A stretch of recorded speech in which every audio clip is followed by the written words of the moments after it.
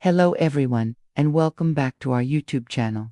Today's Tribute USA. We're so glad to have you here with us today. In this video, we're honoring the incredible legends who have recently left us.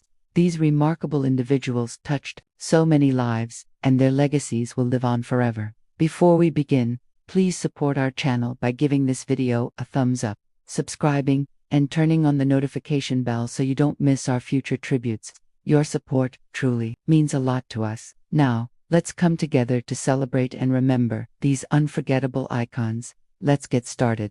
Geneviève Grad, French actress, best known for Gendarme of Saint-Tropez, born on October 18, 1944. In Paris, France, Geneviève Grad was a beloved figure in French cinema, best known for her iconic role as Nicole in the popular Gendarme of Saint-Tropez film series. Her charm, beauty, and natural talent quickly made her one of the most recognizable faces in French comedy. During the 1960s and 1970s, Genevieve's career took off in the early 1960s, but it was in 1964 when she first appeared in La Gendarme des Saints, directed by Jean Giraud, that she became a household name. In the film, she played Nicole, a young and charming love interest of the lead character, Cruchette, played by Louis de Funès, a role that combined humor with elegance. Her portrayal of Nicole added a touch of sophistication and wit to the Gendarme films, which became a massive hit in France and internationally. The success of the first film led to several sequels, including La Gendarme en New York, Ijo Le Wu, Le Gendarme, Saint-Marie, 1968, and Le Gendarme in Ballade, 1970. In all these films, Genevieve's presence as Nicole became one of the defining elements, making her an integral part of the series' success. The films, which combined slapstick comedy with light-hearted romance, enjoyed great popularity and solidified her place in French cinema history. Beyond the Gendarme series, Geneviève Grad appeared in various other films and television series, often playing roles that highlighted her comedic timing and radiant on-screen presence. Her acting career spanned more than 3 decades, though she remained most closely associated with her role in the Gendarme films. Sadly, Geneviève Grad passed away on November 10, 2024, at the age of 80, leaving behind a legacy of laughter, elegance, and unforgettable moments in French cinema. Dianne Ladd, Oscar-nominated American actress Dianne Ladd, born on November 29, 1935, in the Deep South, in Meridian, Mississippi, was a trailblazer in the world of cinema. Over her remarkable 70-year career in Hollywood, Dianne became one of the most respected and versatile actresses of her time. Her journey in the entertainment industry was nothing short of legendary. Dianne made her film debut in 1959 with the film The Miracle, but it was her role in Alice Doesn't Live Here Anymore, 1974. That solidified her reputation as a powerful force in Hollywood. Her portrayal of Flo, a tough and resilient diner waitress, earned her an Oscar nomination for Best Supporting Actress. Dianne went on to leave her mark in numerous films, including China Moon 1994 and Rambling Rose 1991, which also earned her critical acclaim and multiple award nominations. Throughout her career, Dianne worked alongside iconic filmmakers and actors, including Martin Scorsese and Jack Nicholson. She also paved the way for women in the industry with her fierce independence and grace. Sadly, Dianne Ladd passed away on October 29, 2025, at the age of 89, leaving behind a legacy of unforgettable performances. Tony Todd, iconic horror cinema actor, best known for Candyman, born on December 4, 1954. In Washington, D.C., Tony Todd became a legendary figure in the world of horror cinema. Known for his deep, resonant voice and commanding presence, Tony Todd achieved stardom for his iconic portrayal of Candyman, the terrifying urban legend. In the 1992 horror film Candyman and its subsequent sequels, his role in this film would become a defining moment in horror history. Before stepping into the world of horror, Todd's acting career spanned various genres, from theater to television, but it was his role as the eerie and tragic antagonist Candyman that brought him international fame. With his striking performance as the vengeful spirit with a hook for a hand, Todd's portrayal of the character became a cultural touchstone. The film's chilling atmosphere, combined with Todd's menacing yet sorrowful performance, made Candyman one of the most memorable and terrifying horror icons of the 1990s. Tony Todd's success didn't stop with Candyman. He went on to solidify his place in horror with numerous other appearances in films like Final Destination 2000, Hatchet 2006, and The Toxic Avenger. His roles often centered on characters who balanced menace with a sense of tragic humanity, and his voice became an essential tool in creating tension and fear. Todd's unique ability to combine terror with depth made him a favorite among horror fans and filmmakers alike. Beyond his film work, Tony Todd appeared in numerous TV series, including Star Trek, The Next Generation, and The X, further showcasing his versatility as an actor. His distinctive voice also found a place in voice acting, including roles in animated shows and video games. Sadly, Tony Todd passed away on March 10, 2025, at the age of 70, leaving behind a legacy of unforgettable performances in the horror genre. His portrayal of Candyman remains one of the most iconic roles in the genre, cementing his place as a true legend of horror cinema. Judy Bell, USGA's first female president and World Golf Hall of Famer. Judy Bell, born on February 18, 1944, in Long Beach, California, made history as a trailblazer in the world of golf. She was a passionate advocate for the game and a pioneering figure in sports governance. Judy's name is forever etched in the history of golf, not only for her accomplishments as a player but also for her groundbreaking role as the first female president of the United States Golf Association, USGA. Judy's golf journey began in her early years, and she soon developed a love for the sport that would shape the rest of her life. Her playing career saw numerous achievements, but it was her dedication to the governance of the game that truly defined her legacy. In 1996, Judy Bell made history when she was elected the first female president of the U.S., breaking through barriers in an organization that had long been dominated by men. During her presidency, Judy was known for her vision, leadership, and commitment to growing the game of golf, particularly for women and young players. Under her leadership, the USGA took bold steps toward inclusivity and diversity, ensuring that golf remained a sport for everyone. Her tenure as president was marked by her strategic thinking and a deep understanding of the sport's future challenges and opportunities. Judy Bell's influence extended beyond her presidency. She was instrumental in shaping golf's most prestigious events, including the U.S. Open and the U.S. Women's Open. Her commitment to amateur golf and her advocacy for women in sports left a lasting imprint on the sports culture. In recognition of her significant contributions to the game, Judy was inducted into the World Golf Hall of Fame in 2011. Joining the ranks of the sport's greatest figures, her legacy is a testament to the power of breaking down barriers and the importance of leadership in shaping the future of sports. Sadly, Judy Bell passed away on February 5, 2025. At the age of 80, her contributions to golf, particularly her efforts to elevate women's roles in the sport, will always be remembered.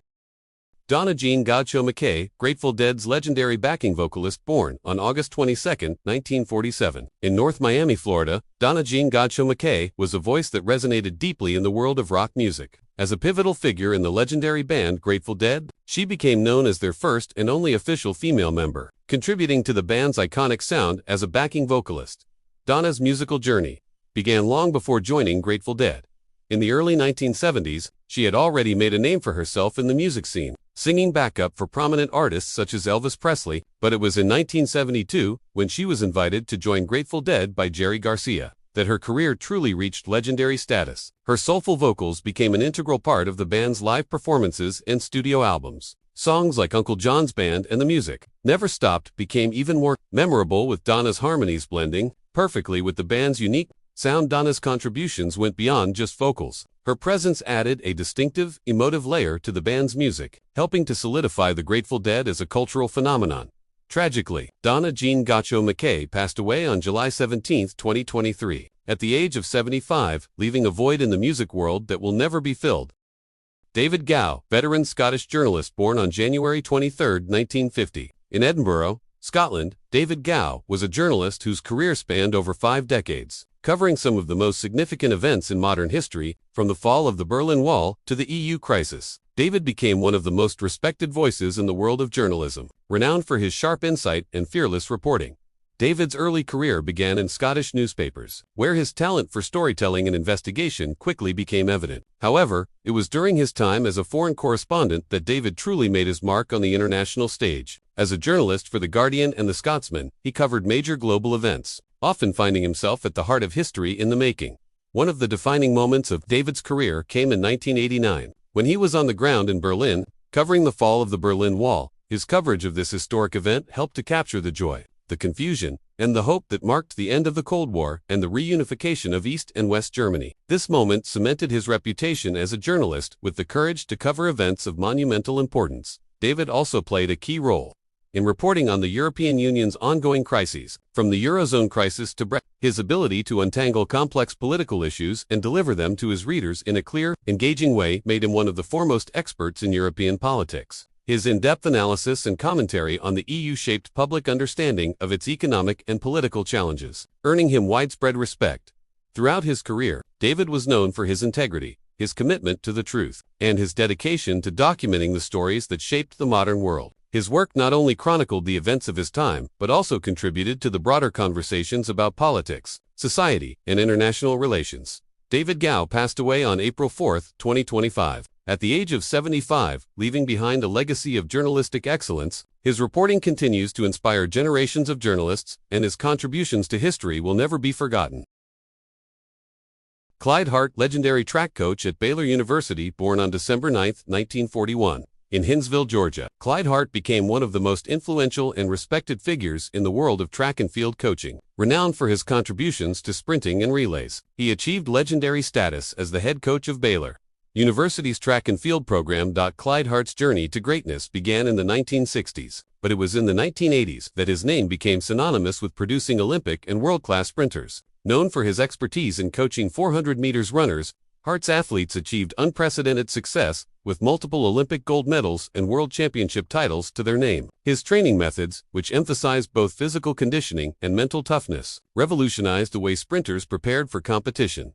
Among his notable athletes were Michael Johnson, one of the greatest sprinters of all time, who won gold in the 200 meters and 400 meters at the 1996 Atlanta Olympics and again at the 2000 Sydney Olympics. Under Hart's guidance, Johnson set multiple world records, including the 400 meters world record, a mark that stood for years. Clyde Hart's legacy also includes coaching athletes like Jerome Young, Derek Brew, and Latasha Cullender, all of whom became Olympic medalists under his tutelage. His influence was not just on the track but also in shaping the careers and lives of the athletes he mentored, many of whom have become legends in their own right. Hart's contributions to Baylor University, where he coached for over 40 years, transformed the institution into a powerhouse in collegiate track and field. He retired from coaching in 2020, but his impact on the sport is everlasting. Clyde Hart passed away on March 17, 2025, at the age of 83, leaving behind a legacy of Olympic glory, personal achievement, and countless stories of success and perseverance. Alan Rachins, TV actor, known for L.A. Law and Dharma, and Greg, born on October 3, 1942. In New York City, Alan Rachins was a gifted actor whose career spanned over 5 decades, making a lasting impact on television. Best known for his memorable roles in L.A. Law and Dharma and Greg, Rachins earned a place in the hearts of audiences for his versatile acting and sharp wit. Alan's journey in acting began in the early 1970s, and by the 1980s he had already become a recognizable face in television. However, it was his role as the smooth-talking, often abrasive lawyer Arnold Becker on the hit legal drama L.A. Law, 1986 to 1994, that truly catapulted him into stardom. His portrayal of Becker, a complex character balancing charm with moral ambiguity, earned him both critical acclaim and a loyal fanbase. Rachins' nuanced performance helped define the series, which became a defining show of the era. In the late 1990s, Alan took on a different kind of role in the comedy series Dharma and Greg, 1997 to 2002, where he played Greg's father. Larry, a high-strung, opinionated businessman, his impeccable timing and ability to deliver humor with a touch of heart made him a standout in the series, further cementing his status as a versatile actor capable of tackling both drama and comedy. Throughout his career, Alan also appeared in a variety of other television shows and films. Showcasing his remarkable range as an actor, he was known for his effortless ability to play both comedic and dramatic roles, bringing depth and authenticity to every character he portrayed. Alan Rachins passed away on January 15, 2025, at the age of 82, leaving behind a legacy of unforgettable television performances. His work continues to be celebrated by fans and fellow actors alike, and his influence on the TV industry remains undeniable.